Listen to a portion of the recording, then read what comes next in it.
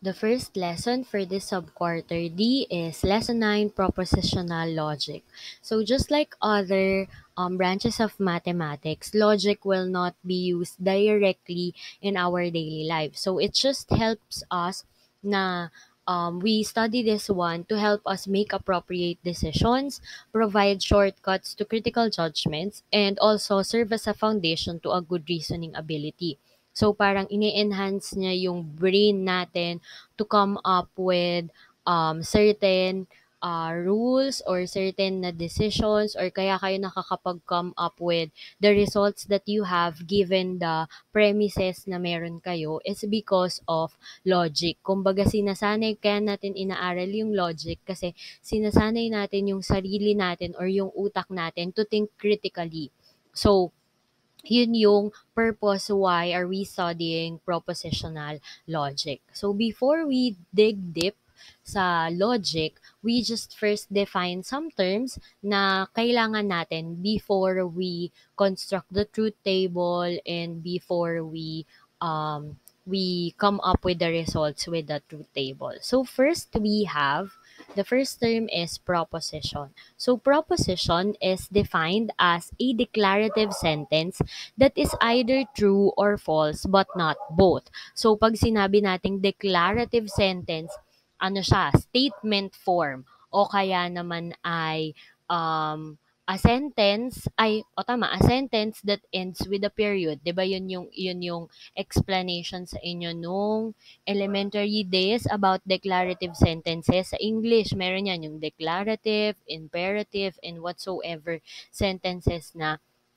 meron kayo. So, a proposition, yun yung lagi nyong tatandaan. It is a declarative statement. Ibig sabihin ng declarative, parang nagde-declare, parang nagsasabi. Yon. That's the meaning of proposition. That is either true or false, but not both. So, pagka sinabi nating proposition, you can identify if the given statement or the given sentence is true or false. Hindi pwedeng pareho silang true or false.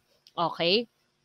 So, yun yung parang characteristic or definition ng isang proposition. Malalaman ninyo na proposition siya if una, declarative sentence siya, and pangalawa, maa-identify natin kung ito ba ay true or false.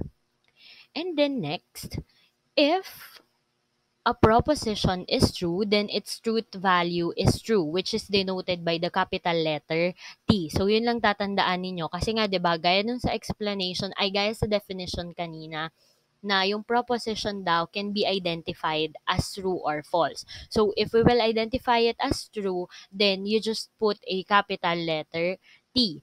And otherwise, if it is false, then it is denoted by a capital F.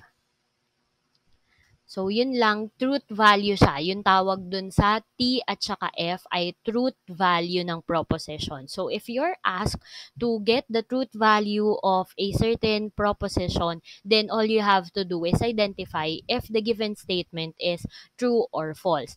And if you will ask me, ma'am, ibig sabihin ba factual yung mga statements na nasa proposition?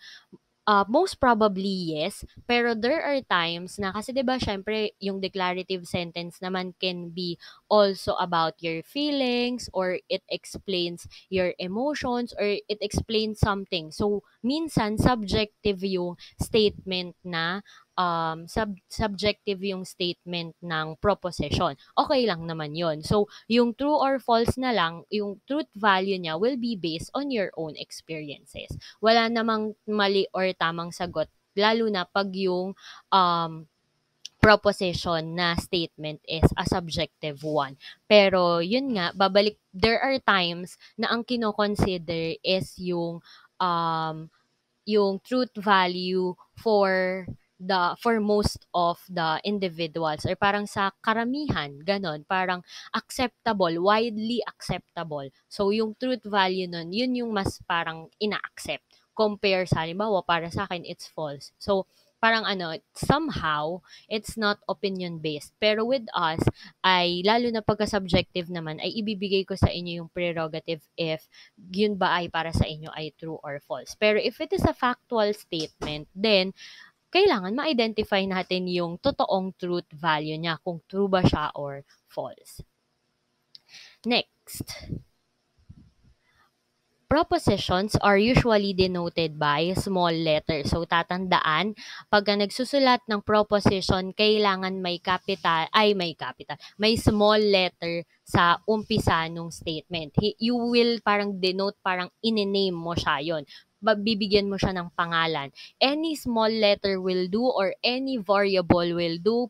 Initial ng crush, initial ng pangalan ninyo, or kahit na sino mang anong letter man ang gamitin ninyo, anong initial man yan, ay okay lang. You just have to make sure that you will use a small letter, just like this one. So, small letter P. Hindi pwedeng capital letter. Okay? Kasi hindi ginagamit yung capital letter sa proposition. Small letter lang siya. So, for example, small letter P, tapos yung colon, then everyone should study logic. So, this is an example of proposition. Ngayon, bakit naging example siya ng proposition? Because it is a declarative statement na sinasabi niya na everyone should study logic. So, ganyan yung, and pangalawa pala, nag-e-end siya sa period. Pero there are times na hindi declarative yung statement, pero nag-e-end siya sa period. Correct me if I'm wrong, pero alam ko ganun nga.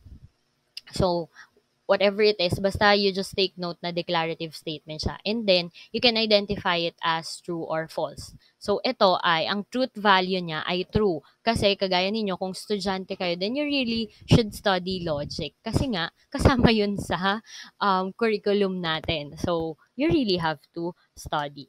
And then, another one, if a sequence of propositions is considered, we denote the propositions by P1, P2, or any small letter. You can also use numbers.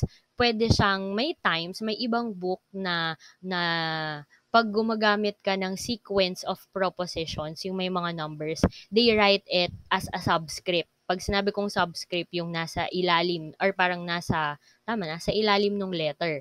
Or kaya naman, katabi ng letter. Pero hindi siya, hindi siya superscript, or hindi siya yung parang naka-X squared, hindi siya usually ginagamit. Pero, yun nga, usually, pwedeng it's either katabi nung small letter, or gagawin nyo siyang subscript. Either way, it is still considered. So, again, propositions are denoted by small letters, and you can also use numbers, provided na may letter. Hindi pwedeng number lang. Okay po? Now, let's have examples of propositions. Let's try to identify if the given statements are proposition or not.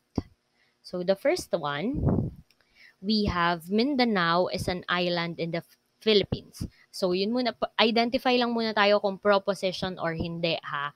Then, we will explain bakit siya proposition, bakit hindi siya proposition. Wala munang truth value.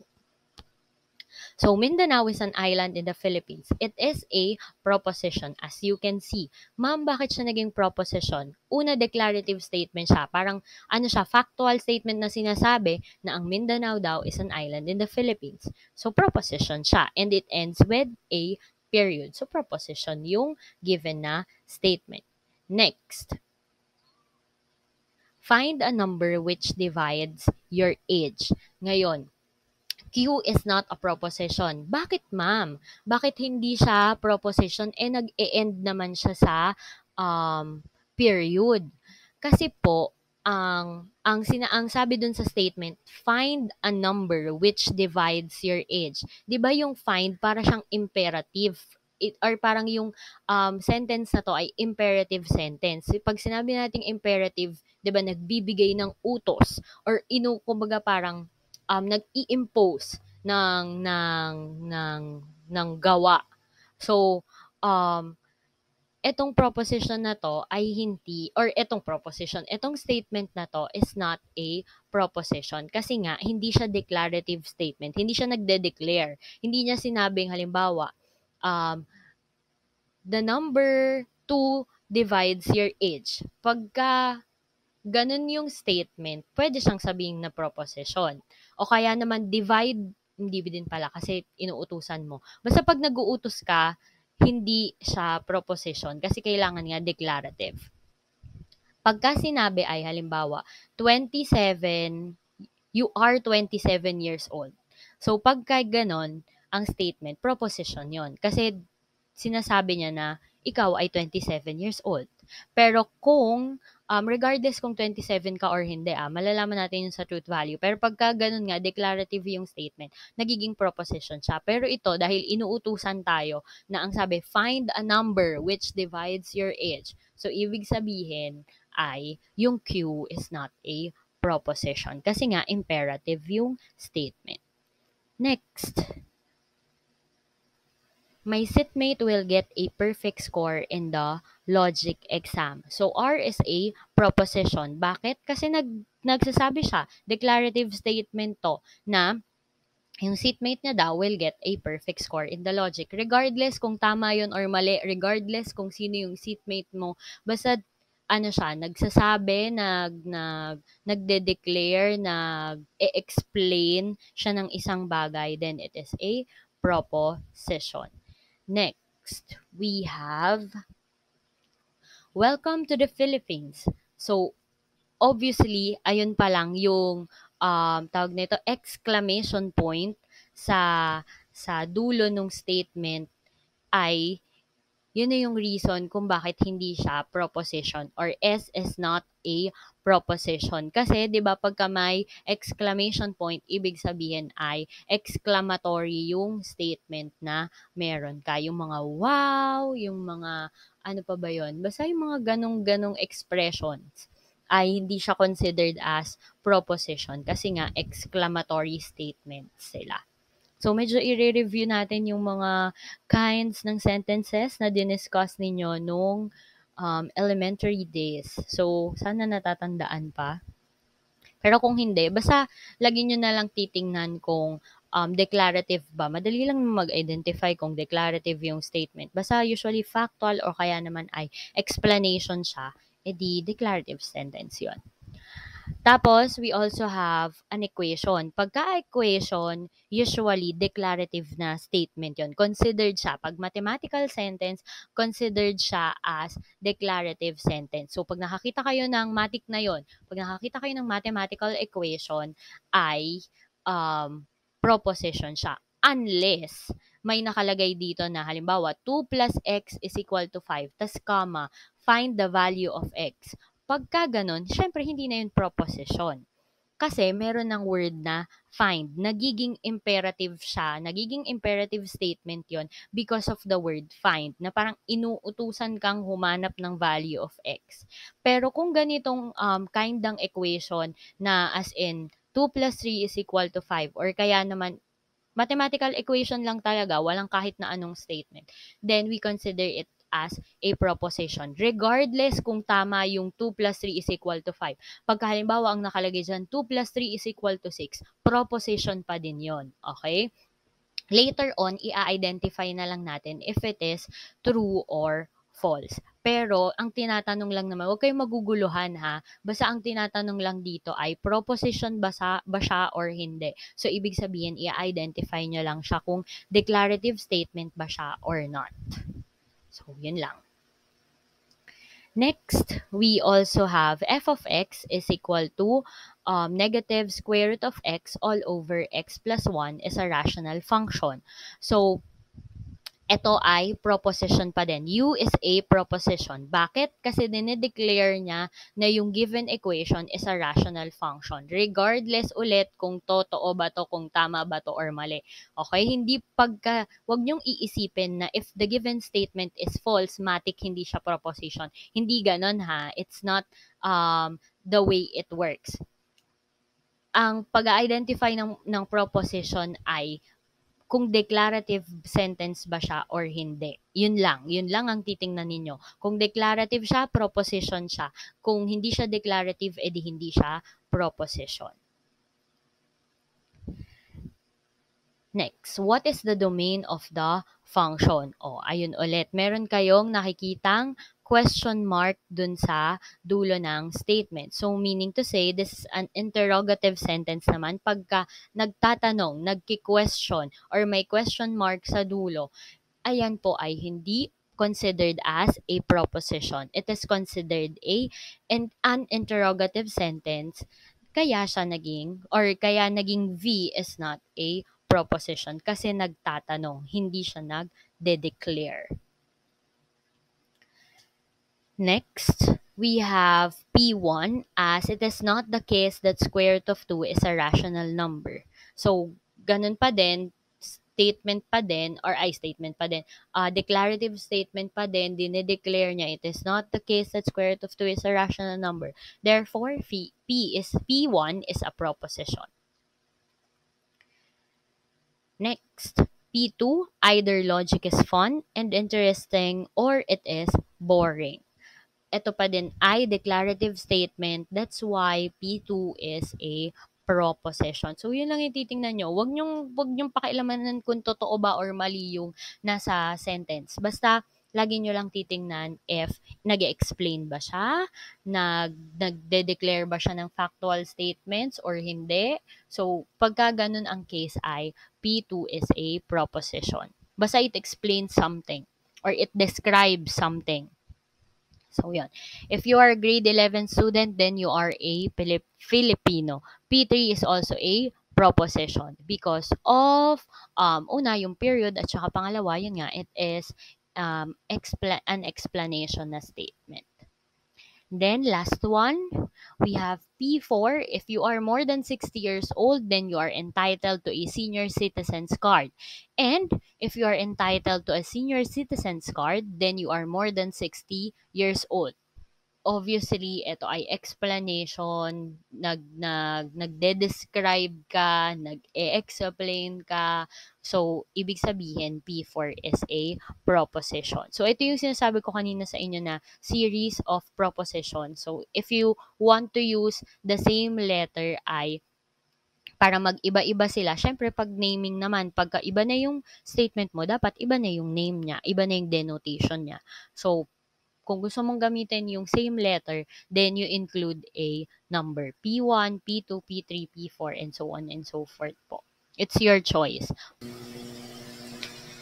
Next, let us now identify if the given propositions is true or false, or let's identify the truth value. So, earlier we identified if the given statement is a proposition or not. So yung mga propositions na identify natin ay ito po, and then we will identify if this is true or false, or we will identify its truth value. Ngayon, if the given statement is not a proposition, then hindi nyo na po kailangang i-identify yung truth value niya kasi nga hindi na siya proposition in the first place. So, if it is a proposition, then we will identify if it is true or false, or the truth value. Ngayon, for the given statements, there are times that the given proposition is a factual statement. So, kung factual statement siya, ibig sabihin, malalaman natin kung tama ba yung statement or not. So, if that's the case, then you must identify the correct truth value na kung, for example, Mindanao is an island in the Philippines. Walang magsasabing false na Mindanao is not, na false yung statement na to. Kasi Mindanao is really an island in the Philippines. Hindi naman yan Illuminati or gawa-gawa lang ng Illuminati, di ba? Meron talagang Mindanao sa Pilipinas, and Mindanao is considered an island in the Philippines. So, the truth value for this statement is true. Hindi pwedeng false yan. Pero if the given statement is a subjective one, for example, yung susunod na statement na R, my seatmate will get a perfect score in the logic exam. So, yung statement na to ay may pagka-subjective. When I say subjective ay hindi pa tayo sure. Depende sa kung sino yung katabi mo, or depende kung confident ka ba dun sa seatmate mo. Pagka ganito po yung case, I'll give the prerogative to you if you want to to accept it as true, or you will accept it as false. So it's your decision po. Pag subjective yung statement ha, pagkakagaya nito. So ako gusto ko acknowledge as true yan just in case parang I'll be in a classroom, may seatmate ako, and we will take a logic examination. So, I will consider it as true. Pero ikaw, if you want to accept it as false, edi okay lang, wala namang problema. Basta, yung statement ay subjective, nasa inyo yung prerogative if you want to um, consider it as true or false. O kaya naman, there are times na parang rule of thumb na you have to identify yung parang truth value niya in terms of sa acceptance ng community or kaya naman ng given a population na for example sa Pilipinas it's widely accepted so you refer to it as a true value. Pero halimbawa naman sa Pilipinas, it is considered as false, then yung parang karamihan, kino-consider siya as true. Eh di, okay lang din naman maging ganun yung basis ninyo. Basta hindi factual yung statement. Okay? Next, we have the third statement as T colon 2 plus 3 is equal to 5. This is a factual statement. We all know that 2 plus 3 is equal to 5. Kahit anong gawin nyo, pagbali-baliktarin nyo man yan. The answer, if you will add 2 and 3, the answer will still be 5 po. So, pagka ganito, kailangan true yan. Hindi kagaya nung nauuso sa Facebook na, ano ba yon yung parang opinion daw nila na ang opinion nila is a mathematical statement na 3 squared is equal to 6 if I'm not mistaken. Tapos sinasabi nila na parang may mga nagko-comment doon na totoo daw yon na ang 3 squared ay equivalent sa 6. So I don't know if na ko-confuse lang sila with how exponents work. Pero pagka mathematical statement anak, alam natin na sa math ang math ay objective na subject. So, ibig sabihin ko ng objective is pagka sa math, may mga mali at tamang sagot. Meron talagang, kumbaga, precise and accurate na answers for different given na equations. So, pagka ganun po yung case ay, syempre, kung ano yung tama in the context of mathematics, ayun po yung kailangan ninyong i-identify na value. So, kagaya nito, 2 plus 3 is equal to 5, then it is correct. Walang magsasabing false yan or walang magsasabing false yan kasi the statement is true. Okay?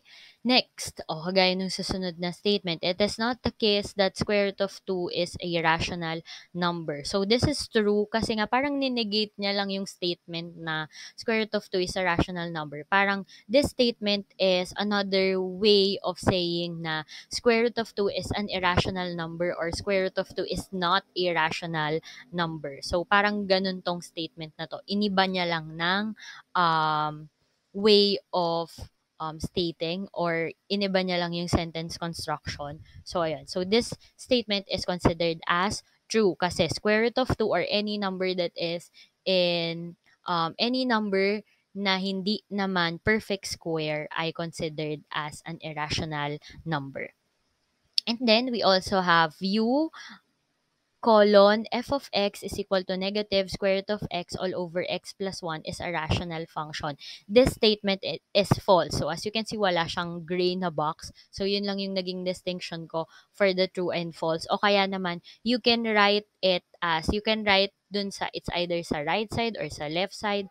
Hindi naman kayo restricted na yung capital letter T or kaya naman capital letter F. So, just for the sake of discussion, ay ganito lang yung ginawa ko.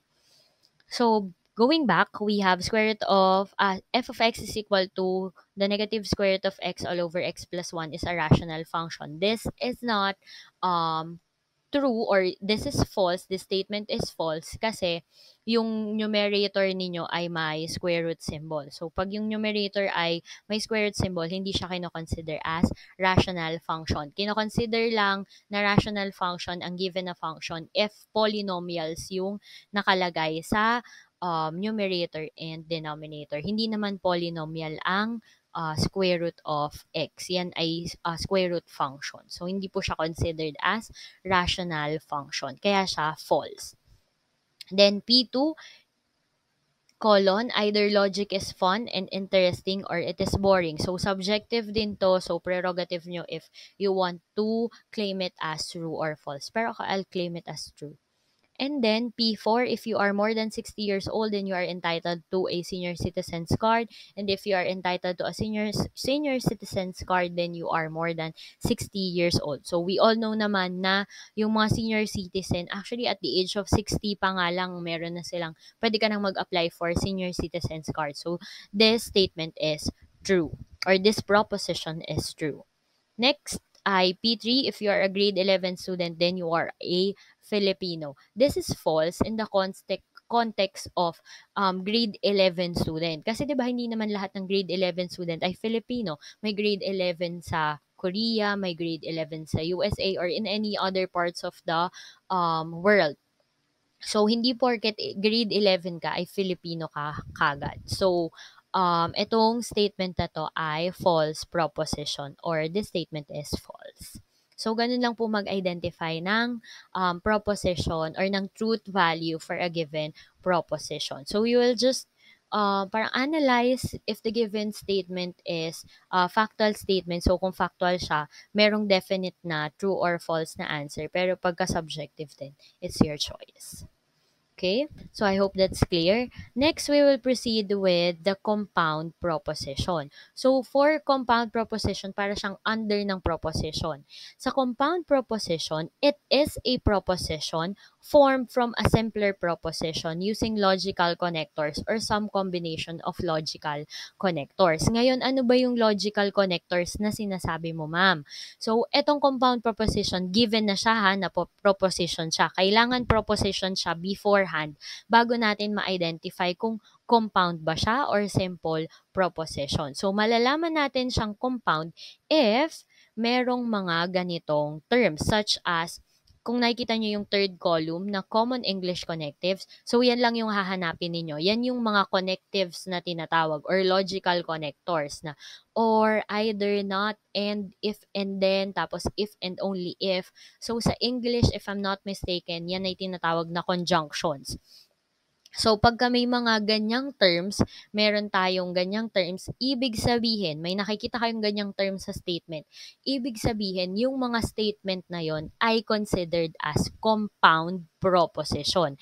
Ngayon, pagka walang ganon, walang connectives, walang logical connectors, we just identify it as logical connectors ha kasi hindi natin siya pwedeng sabing conjunction kasi as you can see dun sa third row ng compound statement ay meron tayong conjunction na compound statement. So we cannot use the conjunction na term para align siya sa English. Lagi nyo lang tatandaan na yes, yung math ay kumbaga the language of mathematics is hindi pala basta parang connected yung math and English in a way, pero not necessarily na lahat ng English na terms ay pwedeng i-apply sa math the same way na ina-apply siya sa English. So, ayun po. So, basta let's just parang magkasundo tayo na yung logical connectors natin ay yung mga terms such as or, either, not, and if, then, if, and only if. Okay po? So, itong mga logical connectors na to ay pagka merong ganito, ibig sabihin, compound proposition yung meron kayo. Pero pagka walang mga ganitong terms, ibig sabihin, simple proposition lang yung meron kayo. I will just explain this table sa susunod na lesson natin. You just have to take note of this one. Okay, so let's differentiate the simple proposition from compound proposition. So yung simple proposition ay ganito ang mga itsura. So yung statement natin na proposition P, R, T, and U is an example of a simple proposition. Ma'am, bakit? Kasi wala silang logical connectors. Wala kayong makikita sa mga statement na ito. Wala kayong makikita na terms such as or, either, and, o kaya naman ay if, then, if and only if. So, wala po yung mga ganong connector. So, pagka walang ganon na mga connectors, the statements or the propositions is considered a simple proposition. Okay po? Pero if the statement will be like this one, or yung P1, P2, P3, and P4 na proposition, meron tayong dun sa P1, it is not the case. So, yung term na not, or yung word na not, ay isa sa mga logical connectors natin, 'di ba po? So, ibig sabihin, yung statement na P or yung proposition na P1 is under compound proposition. Ngayon, kung tatanungin tayo, ma'am, what's the simple proposition of P1? Ang simple proposition ng P1 ay square root of 2 is a rational number. So, pwedeng tatanggalin mo lang yung not. Kumbaga, hahatiin mo lang yung compound propositions para lang kayong parang tatanggalin yung mga logical connectors kasi nagse-serve siya as parang division ng mga statements. So parang parang ninegate niya lang yung square root of 2 is a rational number. So yung simple form nito ay square root of 2 is a rational number. Ganun lang. Tapos, o kaya naman if you have P2 na either logic is fun and interesting or it is boring, you can state this one as yung logical connectors niya ay yung term na either, and, at saka yung or. So, pwede nyo siyang hatiin as, or pwede siyang maging simple proposition as logic is fun, logic is interesting, logic is boring. So, ganun lang. Parang sineseparate mo lang yung mga statements na nandoon sa compound proposition niya. Parang pinaghihiwa-hiwalay nyo lang sila. And then for P3, we have the logical connectors such as if at saka yung then. Na 'di ba ang statement, if you are a grade 11 student, then you are a Filipino. So yung if at saka then natin is a logical connector, meaning to say this P3 or the proposition P3 is considered a compound proposition. Ngayon, kung i-turn naman natin siya into a simple proposition, pwedeng ang mangyari ay you are a grade 11 student at saka you are a Filipino. So, separate yung dalawang yun. Paghihiwalayin nyo lang sila. Paghiwalayin. Charot. Next, we proceed with P4, proposition 4, or proposition P4, I mean. If you are more than 60 years old, ayun, may if ulit. Tapos may then, you are entitled to a senior citizen's card. Meron pang and if you are entitled to a senior citizen's card, then you are more than 60 years old. So, yung mga terms na yon ay parang nakapagpa-identify sa atin na compound proposition yung given na proposition. So, kung paghihiwalayin nyo yan, pwedeng ang mangyari ay you are more than 60 years old at saka you are entitled to a senior citizen's card. Huwag nyo nang ulitin na kahit merong and if you are entitled to a senior citizen's card, you are more than 60 years old. Kahit hindi nyo na yun isama since the same lang naman siya dun sa naunang statement. Kumbaga, vice versa lang siya. So, ang simple proposition niya ay yung dalawa lang na you are more than 60 years old and you are entitled to a senior citizen's card. So, that's how are you going to turn a compound proposition into a simple proposition. Kumbaga parang, basta paghiwalayin nyo lang siya, tas yung separator nila ay yung mga logical connectors na meron sa statement na yon.